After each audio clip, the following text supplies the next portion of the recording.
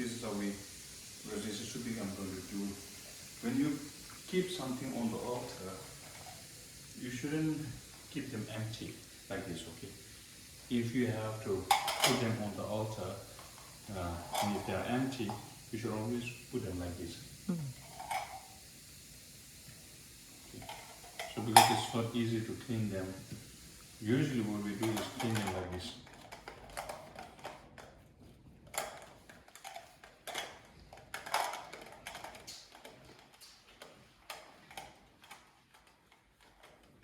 Now this is clean, this goes below, and then I can clean it here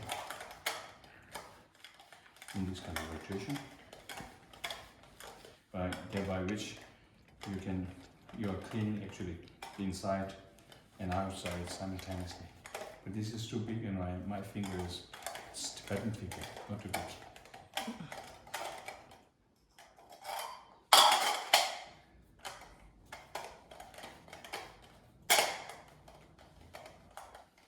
So when you do this, you have to visualize cleaning yourself inside and out, purifying your negativities.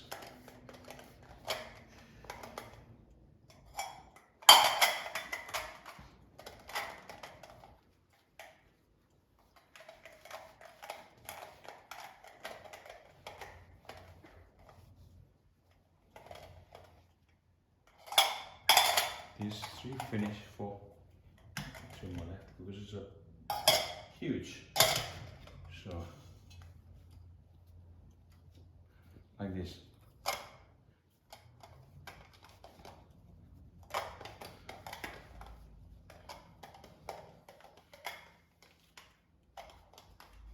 Now this goes down.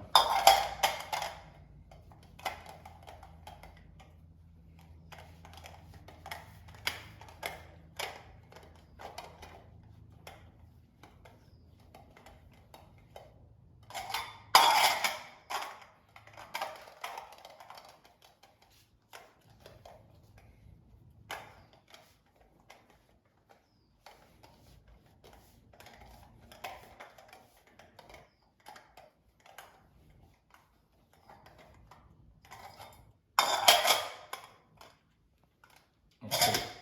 So usually when you keep them, this always, not like this, okay, always, because this is your shoulder. So sometimes we keep them like this, or we keep them like this. But don't touch them, okay?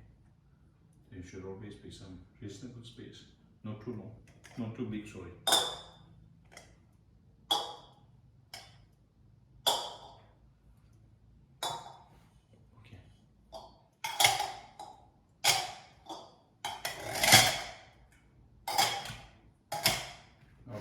Now I will make offerings, but don't keep them empty like that for 2 reasons. If these bowls are very clean, the risk is that when you keep them empty, first because they are empty is inauspicious to keep empty offering bowls without any offering. That applies to anything, anything else, okay? We have to always offer fresh, and if they are no more fresh, you take them down, okay? Seek and ask for them in the form of blessing.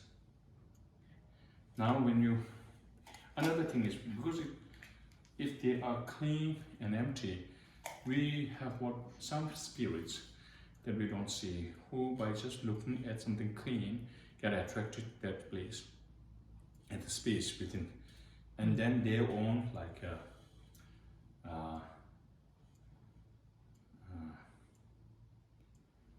their own house or dwelling can be formed just by imagining, or not just by being attracted to the space there. And so when you put word on them, you could be destroying their dwelling. So these are subtle things practitioners have taught us, like my teacher has said that. So that could be risky. So now I have it here. What I do is put some water. Okay, first Okay, let me get here. Now, beginning from the left of your hand, okay, facing the Buddha. It's the right of the Buddha, left of yours. Now, this water you distribute, okay?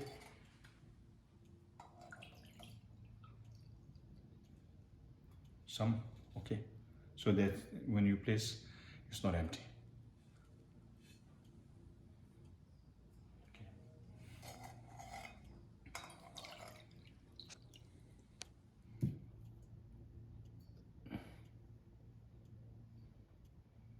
Yes, they should all fall in the same line, okay? Straight. And the space between these two should be the sides of a seat. If they are attached to one another, that's also inauspicious, because if you are too close to your teachers, you see more faults in them than merits. If you're too distant, then also there's a risk of not appreciating them or not getting their teachings. So reasonable distance between you and your teachers is important. But for accomplished students, the closer they are with the teacher, the better. For ordinary students like us, if there's reasonable distance between yourself and the teacher, it's more beneficial, because you see less faults in the teacher. Because once you have taken someone as a teacher or a Lama, some people may make a difference between teacher and Lama. Dharma teacher and Lama, no difference. So therefore, keeping reasonable distance is important. So also to remind us of that,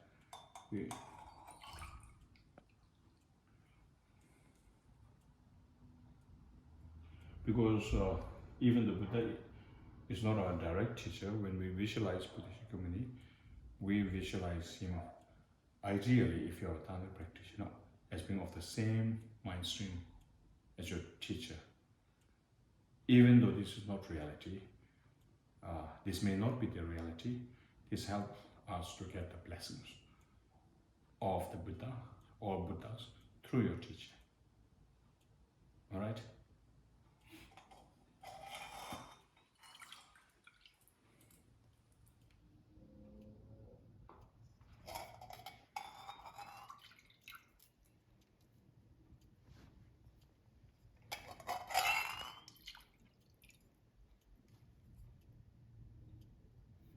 Now, His Holiness actually advises us that this one, last bit, you have to put it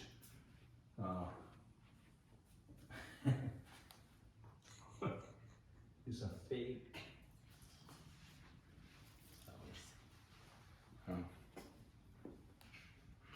As if cleansing them.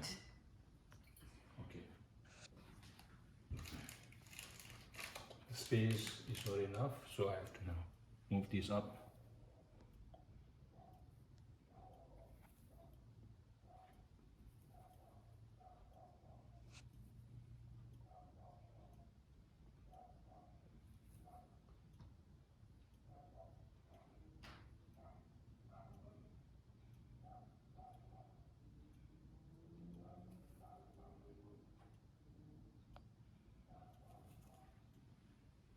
Okay, this is the first step.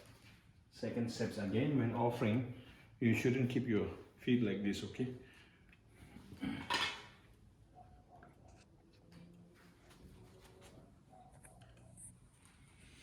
Together, out of respect, okay? And keep your breath. Don't breathe too heavily. Breathe from your nose, not from your mouth. At least you might spit. With both hands, not just one hand, okay? Both hands.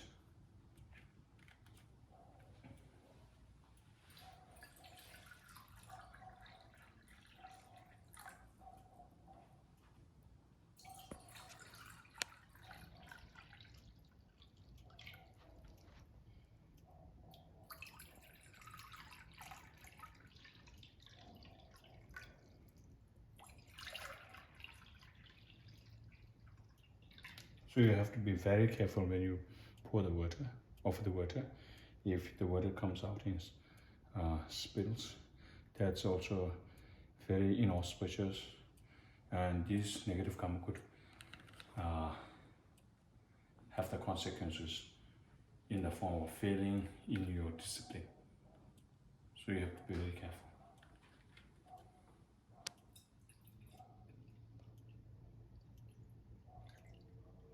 But somehow, accidentally, if you spill water, mentally you confess. For example, say Vajrasattva mantra, the whole of it, or if not, Om Bensatsu, Om Bensatsu.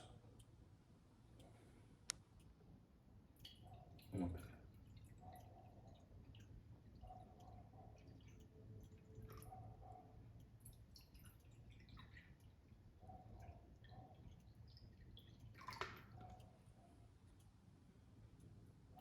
They all should be of the same level. So this is the second, like.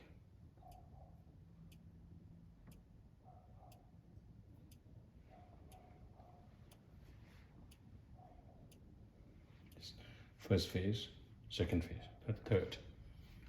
A little bit of.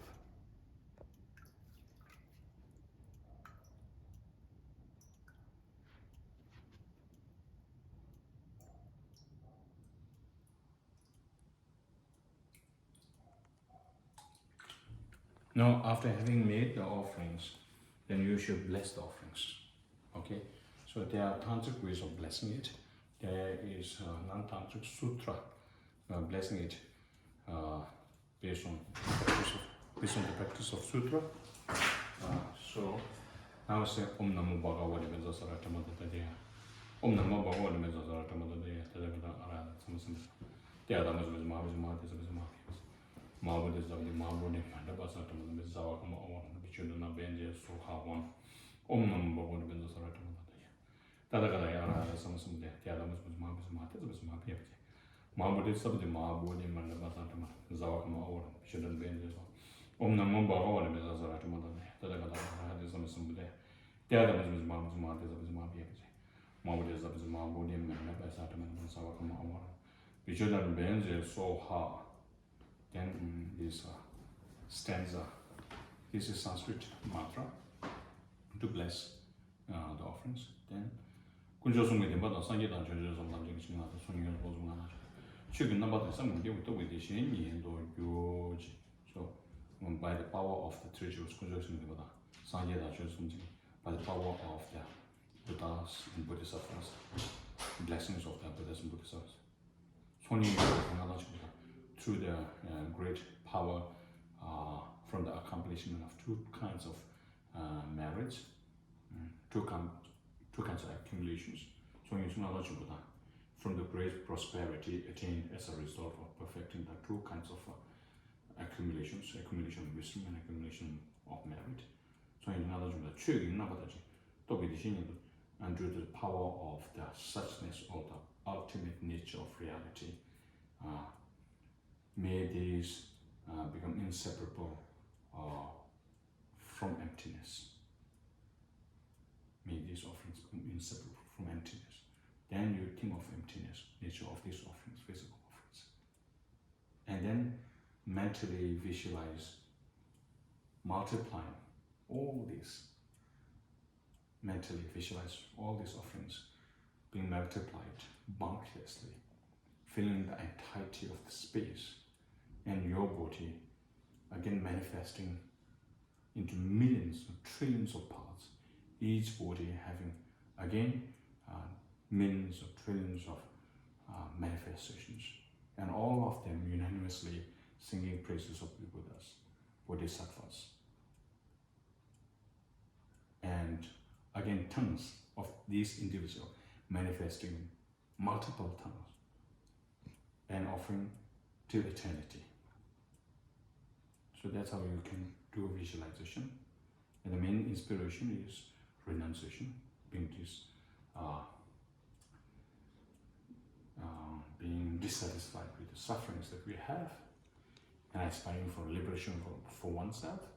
And with one's experience, you relate it to all sentient beings who have been your mothers, limitless times, for limitless time, and seeing them in the same situation, you're taking upon yourself to lead them to the perfect state that Buddha Shakyamuni has attained. And for that, you need enough karma to become Buddha in order to lead these mother sentient beings to that state. So you need to get there first, not for selfish reason, but for out of compassion for all sentient beings. So with that as a motivation, then you make offerings with the 7 limbs.